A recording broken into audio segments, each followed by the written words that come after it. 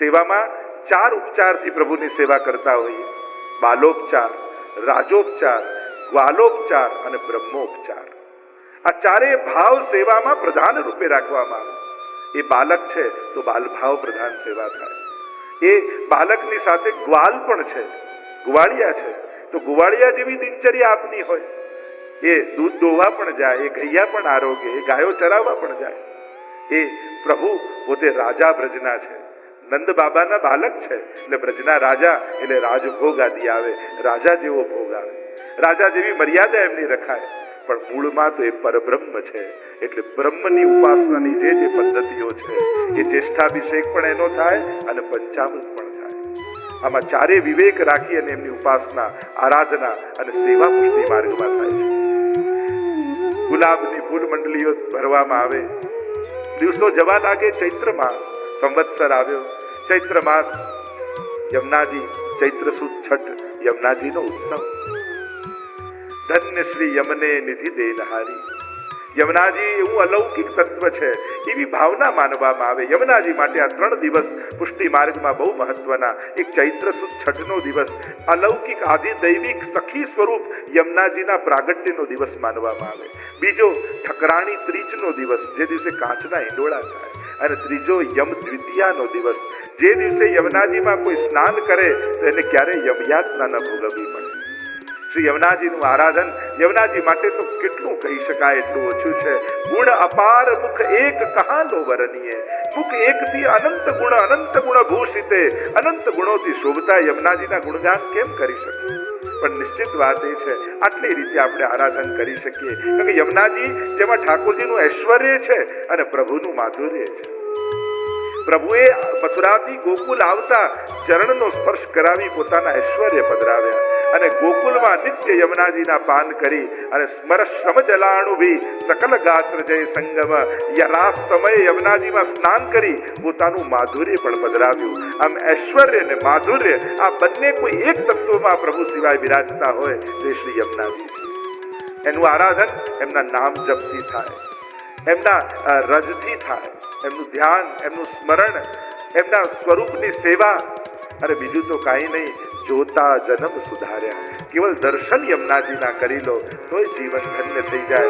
અને દર્શન માત્રથી જે પાવન કરતી હોય અને જો એનો પાન કરવાનો અવસર મળે તો ન જાતું યમયાતના ભવતી તે ભયપાનક. એને ક્યારેય યમયાતના થતી નથી. અને કોઈ એક વૈષ્ણવને યમુના પાન કરાવવા એટલે એને આખી વ્રજયાત્રા કરાયનું પુણ્ય બરાબર છે. સ્વભાવ વિજયો ભવેત વદતિ વલ્લભ શ્રી હરે. જીવના સ્વભાવ પર વિજય આપનારા શ્રી યમુનાજી છે. મુકુંદ રતિ વર્ધિની છે. ભગવત પ્રેમનું દાન આપનારા શ્રી યમુનાજી છે. અને યમુનાજી માટે તો જેટલી ગાથા ગાઈ શકાય એટલી ઓછી છે. 41 પદમાં આપણા ભગવદીઓએ, આપણા આચાર્યોએ કેવા કેવા ગુણગાન. યમુના કે નામ અગદૂર ભાજે. કેવલ નામ લેવા માત્રથી પાપ દૂર ભાગવા લાગે છે. શ્રી યમુનાજી સ્વયં પ્રભુ રૂપા છે, પ્રભુની શક્તિ રૂપા છે, અષ્ટવિધ ઐશ્વર્યનું દાન કરનારા છે. સંયોગ અને વિપ્રયોગ બંનેમાં ભક્તોના કાર્યોના સમાધાન કરનારા છે. એવા શ્રી યમુનાજીને વંદન કરીએ. ચૈત્ર સુદ છઠનો સમય જાય, યમુનાજીના લોટીજી આ સ્વરૂપ બિરાજતા હોય મંદિરમાં, આપણે ત્યાં એ સમયે ઠાકોરજીની સાથે રાજભોગમાં પધરાવવામાં આવે. ખાસ યમુનાષ્ટક આદિના પાઠ કરવામાં આવે એવો ચૈત્ર સુદ છઠનો ક્રમ હોય છે. અને હવે ચૈત્ર સુદ નવમી રામનવમી આવી. આ પણ એક જયંતિ છે. મર્યાદા પુરુષોત્તમ શ્રી રામનું પ્રાગટ્ય આજના દિવસે થયું. ભય પ્રગટ કૃપાલા દીન દયાલા એવા શ્રી રામ, સર્વને આરામ આપનારા, આનંદ આપનારા ભગવાન રામનું પ્રાગટ્ય થયું છે. પુષ્ટિ માર્ગમાં કહેવાય છે જેમ અન્ય ચારે જયંતિમાં પંચામૃતનો ક્રમ છે શાલિગ્રામજીને, એમ આજના દિવસે પણ પંચામૃત કરવામાં આવે છે. ભગવાન રામ મર્યાદા પુરુષોત્તમ છે પણ 4 પુષ્ટિ કાર્ય એમણે કર્યા એમ આચાર્યોના વચનામૃતમાં આવે છે. પહેલું, શલ્યાને અહિલ્યા બનાવી, ચરણોનું પ્રતાપ બતાવ્યો. શિલા હતી, ચરણોનો સ્પર્શ કર્યો અને અહિલ્યા થઈ ગઈ. બીજું, શબરીના બોર ખાધા. મર્યાદા પુરુષોત્તમ હોય આમ એઠા ન ખાઈ શકે, પણ આ તો પુષ્ટિનું કાર્ય છે. ભલે એઠા હતા પણ ભક્તના હતા. ભક્તના ભાવને સન્માન આપતા પ્રભુ એને સ્વીકાર કરે છે. ત્રીજું, જ્યારે રામ નામ લખ્યું પાષાણ પર અને જલ પર મૂક્યા અને તરવા લાગ્યા, આ નામનું મહાત્મ્ય બતાવ્યું. અને ચોથું, સમગ્ર અયોધ્યાવાસીઓને સ્વદેહ સાકેત ધામ પરમાત્મા લઈ ગયા. કોઈના કર્મોના હિસાબ ન કરતા કૃપા બળે સર્વને ભગવત ધામની પ્રાપ્તિ કરાવી. આજ તો પ્રભુની પુષ્ટિ છે. એવા શ્રી ભગવાન રામને વંદન કર્યા. સેવાનો ક્રમ તો અવિરત આગળ ચાલતો જાય અને એમાં તો મહાપ્રભુજીના ઉત્સવની વધાઈઓ વાગવા લાગી. સેવાના માર્ગ જગતમાં પ્રગટ કર્યા. પૂજા માર્ગ વિધિ વિધાનનો માર્ગ તો હતો, પણ જે વ્રજની લીલાનો માર્ગ હતો, જે વ્રજ ભક્તોના પ્રેમનો માર્ગ હતો, એ માર્ગ શ્રી મહાપ્રભુજીએ ભૂતલ પર પધારીને પ્રગટાવ્યો છે. એટલે તો પ્રભુ ઠાકોરજી છે, પણ એ પ્રભુને બતાવનારા, એ ગોલોક ધામમાં બિરાજનારા, પ્રભુને ગોદમાં ખેલતા કરી દેનારા શ્રી વલ્લભ તો મહાપ્રભુ છે. જેના રોમ રોમમાં ઠાકોરજી વિરાજમાન છે એવા શ્રી મહાપ્રભુજી છે. સ્વયં સ્વામીજી રૂપ છે શ્રી મહાપ્રભુજી છે. સ્વયં ભગવદ લીલાના સાક્ષી રૂપ છે શ્રી મહાપ્રભુજી છે. શ્રી વલ્લભના ગુણ તો ક્યાં સુધી ગાઈ શકાય? અનંત ગુણો છે. શ્રી હરિરાય મહાપ્રભુજી, પદ્મનાભદાસજી, અનેક અનેક ભગવદીઓ શ્રી મહાપ્રભુજીના સ્વરૂપને સમજાવ્યું છે. પોતે અગ્નિ રૂપ પણ છે અને પોતે રસરૂપ પણ છે. આ બંને રૂપ મહાપ્રભુજીના બતાવ્યા. સાક્ષાત વિરહાનલ રૂપ મહાપ્રભુજી છે અને સાક્ષાત રસો વૈસહ સુધા સિંધુ રૂપ શ્રી મહાપ્રભુજી છે. આ બંને સ્વરૂપની ચર્ચા મહાપ્રભુજીની કરવામાં આવી. શ્રી મહાપ્રભુજીના ચરણોમાં વંદન કરીએ. આજનો દિવસ તો પ્રભુનો અતિ પ્રિય દિવસ છે, કારણ કે આ મહાપ્રભુજીનો પ્રાગટ્યનો ઉત્સવ જો ન થયો હોત, બધા જ ઉત્સવ આપણે ઉજવીએ, પણ જો આ ઉત્સવ ન થયો હોત તો એકે ઉત્સવનું જ્ઞાન આપણને ન થયું હોત. આ ભૂતલ પર આ ઉત્સવ ઉજવાયો તો આ બધા જ ઉત્સવ આજે આપણે ઉજવી શકીએ છીએ.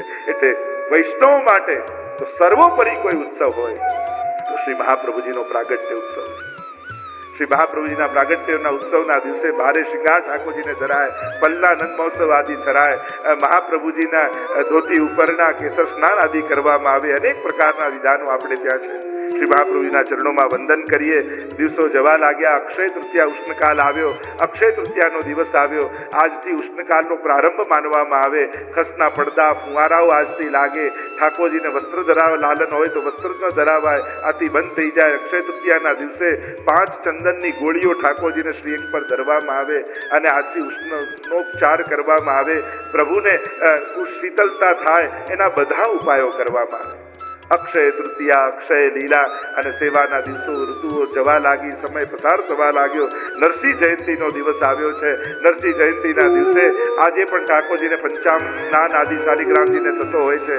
4 જયંતિમાંની આ ચોથી જયંતિ મનાવવામાં આવે અને કહેવાય છે કે આજના દિવસે ગિરધરજીને ત્યાં ઠાકોરજી પધાર્યા હતા શ્રીનાથજી, તો નરસિંહ જયંતિના દિવસે પાછા પધાર્યા શ્રીનાથજી દ્વાર પર ગિરિરાજજીની ઉપર. એટલે સાંજ પછી પાછો બીજી વાર રાજભોગ ધરવામાં આવે, પનો ધરવામાં આવે. વાઘનખ ઠાકોરજી ધરે છે અને નાવના મનોરથ ઠાકોરજીના થાય. પ્રભુ વ્રજભક્તોને બેસાડે તો ખરા નાવમાં, પણ જ્યારે વચમાં નાવ આવે તો કહે કે હવે ઉતરાઈ આપો. બધા કે અરે પહેલા તો આપે કહ્યું નહીં કે ઉતરાઈ લેશો. પ્રભુ કે ઉતરાઈ આપવી પડશે. અને ત્યાં ભક્તોના મનોરથો ઠાકોરજી પૂરા કરે છે. અને આમ ગંગા દશેરા, આજે ગંગાજીનું ભૂમિ પર અવતરણ થયું છે. आगे आगे भाजो जाए भगीरथ को रथ और पाछे पाछे आत है रंग भरी गंग. અને ગંગાજીને પધરાવ્યા અને પોતાના પૂર્વજોના ઉદ્ધાર કર્યા. પણ જ્યારે યમુનાજી જઈને ભળ્યા ગંગાજી, ત્યારે સર્વ સિદ્ધિના દાતા ગંગાજી પણ થઈ ગયા. કારણ ગંગાજી પ્રભુનું ચરણામૃત છે અને યમુનાજી તો ઠાકોરજીનું અધરામૃત છે. એક ચરણથી નીકળી છે, એક હૃદયથી નીકળી છે. પણ જ્યારે બંનેનો સમાગમ થયો તો યમુનાજીની જેમ ગંગાજી પણ સિદ્ધિ આપનારા થઈ ગયા. એક જ્ઞાન માર્ગની અધિષ્ઠાત્રી છે, એક ભક્તિ માર્ગની અધિષ્ઠાત્રી છે. ગંગાજીના વંદન કર્યા. આ દિવસો પસાર થયા છે. પ્રભુની તો નિત્ય લીલા, નિત્ય નવતમ શ્રુતિ ન પામે પાર. રોજની નવી લીલાઓ છે. એક નિત્ય લીલાનો ક્રમ, બીજો વર્ષોત્સવની લીલાનો ક્રમ. સેવામાં આ બંને ક્રમ આવે છે. મંગળાથી લઈને શયન સુધીનો ક્રમ એ નિત્ય લીલાનો ક્રમ છે. અને જન્માષ્ટમીથી લઈ છેક રક્ષાબંધન અને ત્યાંથી લઈને છેક સાતમ સુધીનો ક્રમ એ વર્ષોત્સવની લીલાનો ક્રમ છે. આમ પહેલો ઉત્સવ સેવા ક્રમની પુસ્તકમાં એ જન્માષ્ટમીનો આવે અને છેલ્લો ઉત્સવ એ રક્ષાબંધન આવે. એમ તો 56 ઉત્સવ માનવામાં આવે છે. સૂક્ષ્મ એના પણ પ્રકાર છે. અને હવે આવ્યો રથયાત્રાનો દિવસ. મલ્હાર ગાવાની શરૂઆત થઈ, સ્નાન યાત્રા થઈ ગઈ. ગંગા દશેરા પછી પૂનમે સ્નાન યાત્રા થઈ અને હવે રથયાત્રાનો દિવસ આવ્યો. પ્રભુ ભક્તોને મળવા માટે પોતાનું ઘર છોડી ભક્તો સુધી પહોંચે છે. અને ત્યાં જગન્નાથપુરીમાં તમે જુઓ સુભદ્રાજી, બલભદ્ર અને ભગવાન ત્રણે બિરાજ્યા છે, પણ અહીંયા વ્રજની લીલામાં તો ઠાકોરજીની સાથે સ્વામીજી જ બિરાજ્યા છે. મલ્હારના પદો આજથી શરૂ થાય, કુંજા ધરવાના બંધ થઈ જાય જે અક્ષય તૃતીયાથી શરૂ થયા હોય, અંકુરી ધરવામાં આવે. કારણ કે અંકુર ભાવ છે અને એના જેમ ફણગા ફૂટે એમ આજના દિવસથી ભક્તોના ભાવના ફણગાઓ ફૂટ્યા છે. અને ફલ ધરવામાં આવે, જાંબુ, કેરી આદિ ધરવામાં આવે, ટોપરું ધરવામાં આવે, દરેકના સુંદર સુંદર ભાવો છે. અને રથયાત્રાના દિવસે પ્રભુ રથ લઈને આવી રહ્યા છે, સાથે સ્વામીજી બિરાજ્યા છે અને મલ્હારના પદોની શરૂઆત થઈ. ધીમે ધીમે દિવસો પસાર થવા લાગ્યા અને હવે તો વૈષ્ણવ જેની પ્રતીક્ષા કરતા હોય એ દિવસો શરૂ થાય. અને એ દિવસો છે હિંડોળાના દિવસો. હિય ડોલે સોહી હિંડોળા.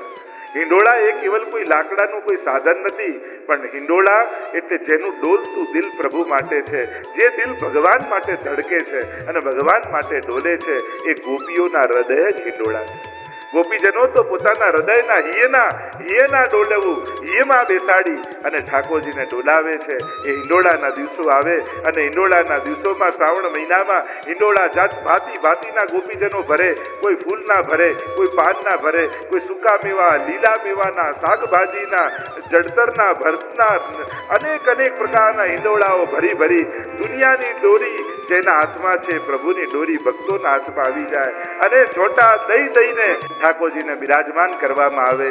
યુગલ સ્વરૂપને પધરાવી અને વિવિધ પ્રકારના ક્રમના હિંડોળા, આદિના કાચના આદિના હિંડોળા, બગીચામાં હિંડોળો, એવા પ્રકારના ક્રમના હિંડોળા પણ ઠાકોરજીના થાય અને નિત્ય પ્રભુ એમાં બિરાજમાન થઈને ઝૂલે.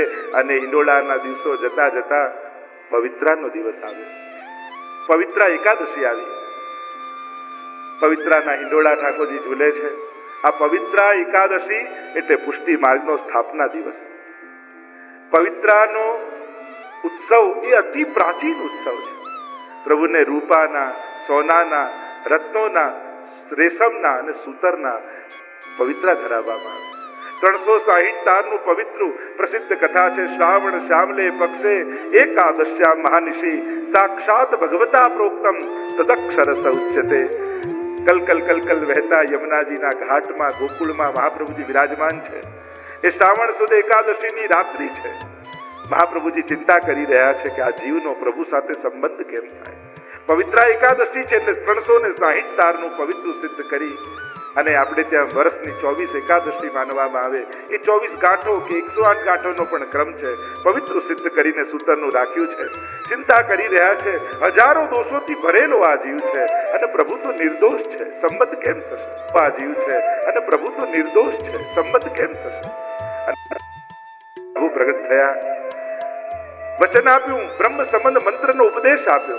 4 વચને પ્રભુ બંધાયા. હે શ્રી વલ્લભ, આપના દ્વારા જે જીવનો બ્રહ્મ સંબંધ થશે એનો નિશ્ચિત હું સ્વીકાર કરીશ. બીજું વચન આપ્યું, એકવાર સ્વીકારીશ, એનો ક્યારે ત્યાગ નહીં કરું. ત્રીજું વચન આપ્યું, આપ જેને ત્યાં મને પધરાવશો ત્યાં પ્રગટ સ્વરૂપે હું બિરાજીશ. અને ચોથું વચન આપ્યું, આપની કાનીથી જે ભોગ ધરશે એને હું પ્રેમથી આરોગીશ. 4 વચને પ્રભુ બંધાયા. આ પવિત્ર એકાદશી એટલે પુષ્ટિ માર્ગનો સ્થાપના દિવસ. આજના દિવસે બ્રહ્મ સંબંધ મંત્રનો ઉપદેશ સ્વયં ઠાકોરજીએ મહાપ્રભુજીને આપ્યો. અને જ્યારે પ્રભુની રૂપ માધુરીના દર્શન કર્યા અને મધુરાષ્ટકનું ગાન એ સમયે મહાપ્રભુજીએ કર્યું. મધુરાષ્ટકની રચના થઈ. બાજુમાં દમલાજી સૂતા છે. ઠાકોરજી જ્યારે પધારી ગયા, પૂછું દમલા સે કછું સુન્યો. ગુસાઈજી શ્રી મહાપ્રભુજીની આગળ દમલાજી કહે, સુન્યો પર સમજો ના. આપ સમજાવો તો સમજમાં આવે. જીવ જો એમ કહી દે કે સમજાઈ ગયું તો આપના જેટલું મારું જ્ઞાન થઈ જાય. ગુરુની આગળ તો અજ્ઞાની બનાવી રહેવામાં જ લાભ હોય છે. જીવનમાં પ્રભુનું દર્શન અને ગુરુનું માર્ગદર્શન આ જો બન્યું રહેશે તો જીવનનું પ્રદર્શન સારું રહેશે. જય સ્વયં જ્યારે પવિત્રા સિદ્ધ કર્યા હતા, કંઠ પવિત્રા લે પહેરાય, મિશ્રી ભોગ ધરી મન ભાએ. અને દમલાજીને પૂછ્યું, કહ્યું કે સુન્યો પર સમજો નહીં. અરે પ્રભુએ કૃપા કરી, શરણાગતિનો માર્ગ પ્રગટાવ્યો, પુષ્ટિનો માર્ગ પ્રગટાવ્યો છે.